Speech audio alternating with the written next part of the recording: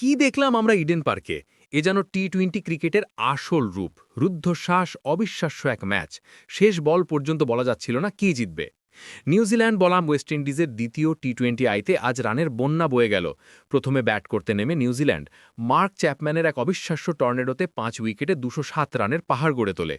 Chapman মাত্র ২৮ বলে ৬টি ৪ ও ৭টি ছক্কার সাহায্যে ৮৮ রানের এক বিধ্বংসী ইনিংস খেলেন।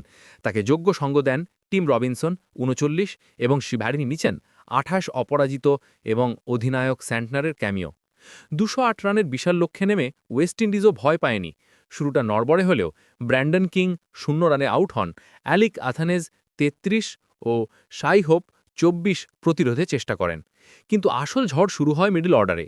রভম্যান পাওয়েল মাত্র ১৬ বলে ৪৫ রানের এক বিধ্বংসী ইনিংস খেলেন, যাতে ছিল ৬টি ছক্কা। পাওয়েল আউট হলেও রোম্যারিও শেফার্ড ১৬ বলে ৩৪ এবং শেষের দিকে ম্যাথিউ ফোর্ড ১৩ বলে ২৯ অপরাজিত প্রায় ম্যাচ বের করে ফেলেছিলেন।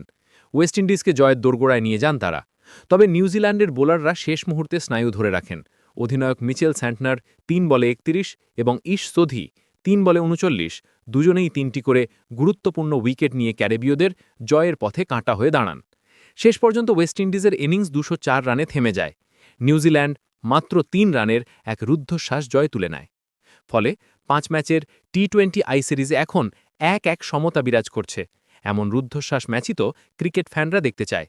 খেলাধুলোর আরও আপডেটের জন্য দ্য স্পোর্টস রিপোর্টের সাথেই থাকুন।